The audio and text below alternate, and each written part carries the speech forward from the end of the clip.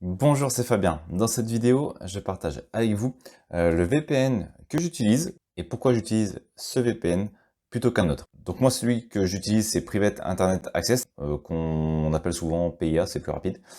Donc pourquoi je l'utilise? Un, parce qu'il est très simple d'utilisation. Deux, on peut voir notamment qu'il est 100% open source. Autrement dit, on a accès à l'ensemble du code source utilisé par le logiciel, ce qui veut dire que tout le monde peut vérifier qu'il n'y a pas de mauvaise surprise, entre guillemets, dans le code source du logiciel. Je trouve qu'il a un prix qui est relativement intéressant, parce que si on le prend sur 3 ans, au final, ça revient actuellement à un prix de 70 euros. Personnellement, c'est la formule que j'ai utilisée. Donc sur 3 ans, pour 1,79 euros par mois, on a accès à un VPN. Donc je le trouve relativement correct en termes de prix. Pareil, au niveau du paiement, on a la possibilité de payer en crypto-monnaie si on souhaite. Donc il y a plusieurs types de paiement. On peut payer par carte bancaire, donc ça sera avec Strip. Ça sera également si on souhaite par PayPal ou si on souhaite faire ça de manière un peu plus anonyme parce que les crypto-monnaies sont pas forcément anonymes. Mais on peut payer en crypto-monnaie également. Donc ça peut être un petit plus pour ceux que ça intéresse. On a juste son adresse email à donner, donc on peut utiliser par exemple une adresse email qu'on utilise spécifiquement pour son VPN. De toute façon, cette adresse email, elle va être chiffrée par la suite au niveau des serveurs de PIA. Donc là-dessus, il y a également un côté sécurité. Ensuite, au niveau des avis, les avis, on peut voir que sur 8400, enfin 8500 on peut dire avis, ils ont une très bonne note, donc ils ont une très bonne réputation. Donc c'est également quelque chose qui signifie que, voilà, qu'il y a un service de qualité derrière. Et vous verrez par la suite, je vais l'utiliser juste après. Ça se comprend également par la facilité d'utilisation et l'ergonomie du logiciel. Ensuite, on va avoir un autre point qui est important et qui peut faire peur. Alors je sais que ça fait peur à certains. C'est que le siège social se trouve aux États-Unis. Donc il y en a qui pensent que parce qu'il est aux États-Unis, forcément il y a une sorte de collusion avec les différents gouvernements. Quand NordVPN se trouve au Panama, ce qui est un petit peu plus restrictif, on a ExpressVPN, c'est aux îles Vierges britanniques, et je crois que Cyberghost, c'est en Roumanie. Voilà, on pourrait se dire que dans ces pays-là, c'est un peu plus difficile d'avoir accès aux informations, et que parce que PIA se trouve aux États-Unis, ça serait plus compliqué. Alors c'est pas vrai, puisque déjà PIA a déjà prouvé plusieurs fois, on peut le retrouver notamment ici au niveau des rapports de transparence, plusieurs fois qu'ils avaient une politique de no-log, autrement dit, qui vraiment ils traçaient rien du tout sur leurs utilisateurs, et ils ont déjà eu des demandes d'ordonnance du tribunal et d'autres demandes de la justice, et à chaque fois, on peut voir que les données recueillies sont à 0 et les données qui n'ont pas été recueillies sont à 12, donc à chaque fois, ils ont répondu au service judiciaire de l'ordre des procédures qu'ils n'avaient pas de données à transmettre par rapport aux demandes faites par les autorités judiciaires. Donc pour ceux qui ont des doutes au niveau de PIA là-dessus, eh bien eux, ils ont déjà prouvé que c'était pas le cas, qu'ils avaient vraiment une politique de no-log. Mais bon, pour en arriver au point, on va avoir une procédure judiciaire contre soi, c'est déjà qu'on a fait des choses un peu étranges. Donc je pense que la plupart des personnes ne vont pas utiliser un VPN pour ça, plutôt pour contourner les restrictions ou pour acheter dans d'autres pays en faisant croire qu'on est dans le pays. Enfin bref, pour qu'on arrive aux procédures judiciaires, c'est vraiment, c'est vraiment qu'on est sur quelque chose d'assez important. Mais c'est toujours un point intéressant de savoir qu'ils ont une vraie politique de no-log, donc autrement dit, qui tracent pas les informations, comparé à certains qui disent qu'ils le font alors qu'ils ont été par la suite prouvés qu'ils ne le faisaient pas forcément. Donc ça fait pas mal de choses intéressantes, moi je trouvais, pour utiliser PIA en termes de VPN. Donc moi, en tout cas, je me suis tourné vers ce dernier. Donc maintenant, je vais vous montrer comment on peut l'utiliser. Donc ça va être dans Applications. On va aller ici sur Windows.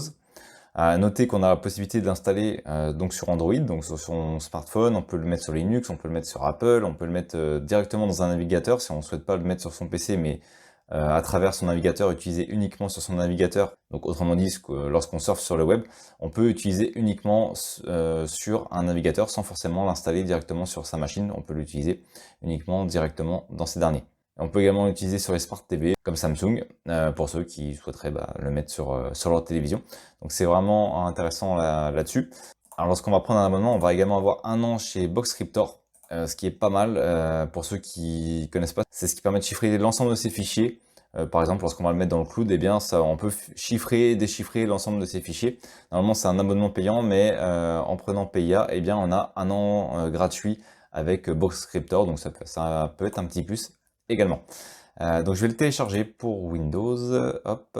Donc on va ici sur Applications, on télécharge pour Windows, donc ça va être un Windows 64 bits, voilà.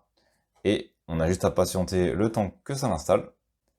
Voilà, donc c'est relativement rapide. Ensuite, on va sur connexion.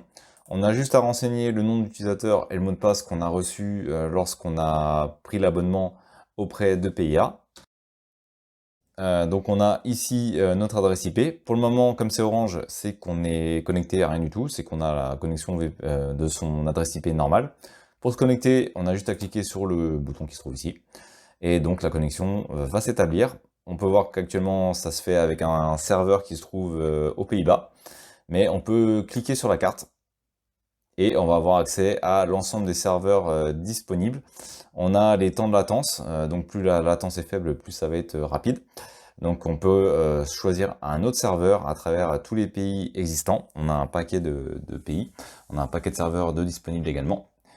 Ensuite, si on veut, on peut cliquer ici sur la flèche pour ensuite accéder aux différentes options. Donc on a ici les connexions rapides. On a les serveurs qui sont les plus rapides actuellement dans la liste. Donc si on veut changer rapidement, hop, on peut cliquer sur cette liste pour changer de pays très vite en ayant des serveurs qui sont rapides. Ça, ce sont actuellement les plus rapides, donc ça change régulièrement. On a des pays différents selon les jours et les moments de la journée.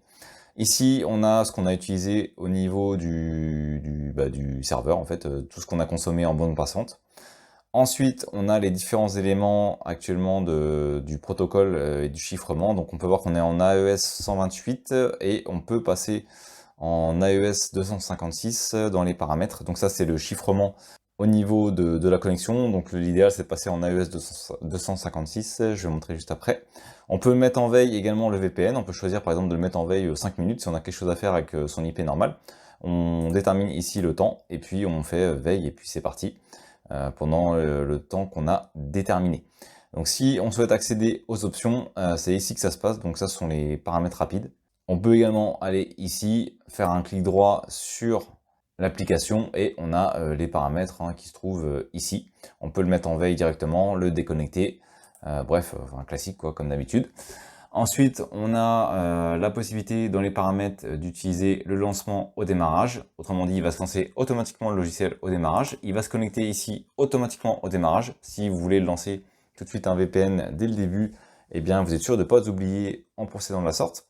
Ensuite, on va voir les différents protocoles. Donc, on peut laisser par défaut. OpenVPN, c'est un très bon protocole. À vous de voir celui que vous souhaitez utiliser. Et on a ici le chiffrement en AES 256. Donc, moi, je le passe en AES 256. Ensuite, on va avoir le réseau. Alors, on peut utiliser le DNS qu'on veut. Donc, soit celui de PIA, bon, autant le conserver, soit on peut personnaliser son propre DNS si on souhaite, pour les noms de domaine. Donc, c'est ce qui va rechercher les noms de domaine. C'est également un des moyens pour les fournisseurs d'accès de bloquer les connexions. Si par exemple un gouvernement dit de bloquer l'accès à tel site, généralement ils vont bloquer au niveau du DNS. Et donc en utilisant un DNS externe à celui de son fournisseur, eh bien on peut contourner ce problème. Donc on va utiliser celui par défaut. On n'a pas besoin forcément de toucher aux autres paramètres. Ensuite on va avoir la partie intimité, donc arrêt d'urgence du VPN. Imaginons qu'on a une perte de connexion au niveau du VPN, eh bien, qu'est-ce qui va se passer? Il va bloquer le trafic pour éviter que le trafic parte sans avoir de connexion au VPN, donc autrement dit en repartant vers l'adresse IP normale. Donc c'est une sécurité en plus. On a l'arrêt d'urgence avancé. Autrement dit là, bon, c'est un peu violent parce que ça veut dire que si on désactive le VPN, c'est même pas une perte de connexion, là, c'est s'il est désactivé, ça bloque tout le trafic. C'est encore autre chose. Bon, déjà l'arrêt d'urgence c'est déjà bien. Et ensuite on peut également bloquer tout ce qui va être domaine lié à la publicité ou au tracker. Ensuite on va avoir les IP dédiés. Alors ça c'est quelque chose en plus, et il faut payer, alors je sais plus, c'est quelques euros par mois si vous voulez avoir une adresse IP dédiée spécialement pour vous. C'est-à-dire qu'elle sera uniquement à vous, elle sera pas partagée avec d'autres personnes. Ce sera vraiment votre adresse IP à vous. Donc c'est un petit peu plus cher, faut payer, et ici il faut coller le jeton qu'on va vous envoyer lorsque vous l'utilisez. Ensuite, on a les règles d'automatisation qu'on peut créer. Notamment, ça va être utile si par exemple on rejoint un réseau en particulier. Prenons l'exemple qu'on quitte notre réseau du domicile où on n'utilise pas le VPN, qu'on se connecte, je sais pas, dans un hôtel à un nouveau réseau. Et bien, ça peut être une règle automatique qui va connecter le VPN. Voilà, donc ça peut être intéressant. Ça, c'est le fameux tunnel divisé dont je vous ai parlé. Autrement dit, on peut diviser en plusieurs parties sa connexion. C'est-à-dire que si je clique ici, eh bien, je peux activer le VPN. Par exemple, je peux choisir pour une application en particulier de l'appliquer ou de ne pas l'appliquer. Imaginons par exemple qu'on ait Microsoft Edge. Voilà, je vais mettre OK. Et pour Microsoft Edge, qu'est-ce qu'il va faire? Eh bien, par exemple, il va contourner le VPN ou il va utiliser le VPN uniquement. Donc, on peut créer ici plusieurs règles en fonction des serveurs de nom, en fonction de toutes les autres applications. Voilà, on va choisir les règles qu'on peut créer. Donc, c'est un moyen sympa pour créer ses propres règles et personnaliser un petit peu le VPN. Ensuite, on va avoir les multisauts. Autrement dit, on va en plus utiliser un proxy en plus du VPN. Donc le proxy va masquer le fait qu'on utilise un VPN. Donc ça peut être une couche supplémentaire. Bon, généralement, ça va freiner un petit peu la vitesse, mais après, chacun fait comme il veut. Moi, personnellement, je l'utilise pas trop. Mais après, on peut utiliser aussi le réseau Tor plus le VPN. Ça, après, ça peut être une solution pour augmenter justement en passant par un proxy. Donc voilà, il y a la possibilité d'utiliser cette fonction également. Et enfin, ici, on a son compte avec son abonnement. Et ensuite, on a l'aide, hein, ou avec les différentes aides. Voilà, il n'y a rien de très compliqué. Donc, on a fait le tour un petit peu de PIA. Et voilà, je voulais vous montrer un petit peu comment ça fonctionnait. Vous avez pu voir que c'était un VPN simple d'utilisation. Donc, toujours en iOS 128, c'est normal. Il faut que je relance le VPN pour qu'il passe en iOS 256. C'est parce que pour le moment, c'est pas encore pris en compte parce que j'ai pas relancé le VPN. Et on peut ici accéder à différents paramètres qu'on a vus en passant ici directement. On a également les journaux pour les bugs, lorsqu'il y a des bugs, et on peut accéder ici aux paramètres, comme je viens de le faire. Donc maintenant, il nous reste une dernière chose à faire, bien entendu, et bien c'est de tester le VPN.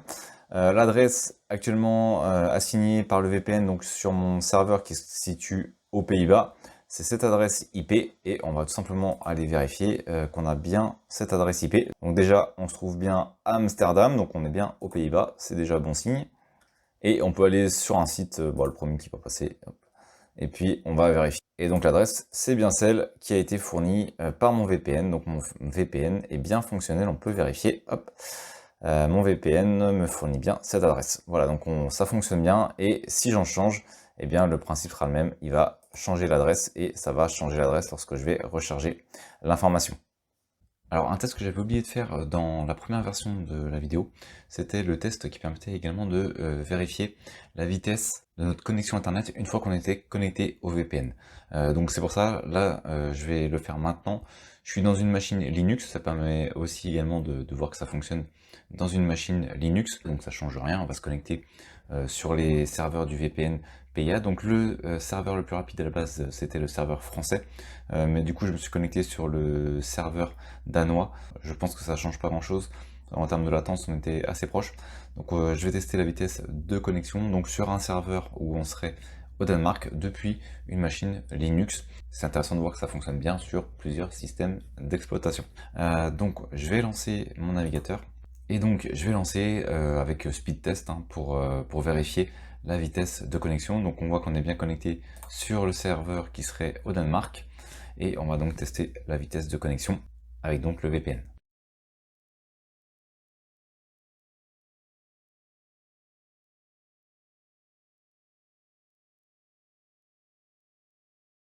Donc ce qu'on peut constater, c'est qu'on a une très bonne connexion, une très bonne vitesse. On est à 89 mégas en descente et 62 mégas en montée. Alors pour ceux qui ne voient pas forcément la différence entre les deux, descendant, grosso modo, c'est lorsqu'on surfe sur Internet. Par exemple, lorsqu'on va streamer, lorsqu'on va surfer sur Internet. Et montant, c'est généralement lorsqu'on va envoyer des fichiers vers Internet. C'est là que ça va être important. Donc descendant, c'est ce qu'on va recevoir d'Internet. Et montant, c'est ce qu'on va envoyer vers Internet pour faire simple. Donc si vous avez beaucoup de fichiers à envoyer, ce qui va être important, c'est le chiffre qui est ici. Et 62 mégas, c'est une très très bonne connexion. Et donc 89 mégas, c'est également une très bonne connexion. Donc vous l'avez probablement compris, moi j'ai la fibre. Donc c'est pour ça aussi que je peux atteindre des vitesses aussi rapides. Mais même si vous avez la DSL, on restera sur des niveaux qui sont relativement intéressants. Mais donc pour faire simple, effectivement ça va ralentir la vitesse de connexion, mais on aura toujours une connexion relativement rapide avec le VPN PIA. C'est le même problème, peu importe le fournisseur VPN qu'on va utiliser, mais on voit que ça reste très rapide, malgré le fait qu'on utilise un VPN, on aura une très très bonne connexion, que ce soit en réception ou en envoi. Voilà, donc c'est un VPN qui est relativement simple, à utiliser. Personnellement, voilà, je vous ai présenté les différents avantages. Pour ceux que ça intéresse, je vous ai mis le lien dans la description. Donc voilà, je voulais partager le VPN que j'utilise et pourquoi je l'utilise. Bien entendu, utilisez le VPN que vous voulez, vous n'êtes même pas obligé d'en utiliser. Mais si vous voulez utiliser un VPN, utilisez celui que vous voulez. Là, vous aurez au moins un aperçu de PIA pour voir un petit peu comment ça fonctionne au niveau de ce dernier. Et j'espère que ça vous aura aidé un petit peu. Merci d'avoir regardé cette vidéo. Si vous n'êtes pas abonné, j'espère que cette vidéo vous donnera envie de le faire en cliquant sur le bouton s'abonner et en activant les notifications pour ne manquer aucune des prochaines vidéos. De plus, vous trouverez dans la description un sondage pour déterminer les prochains sujets. À très vite pour une nouvelle vidéo.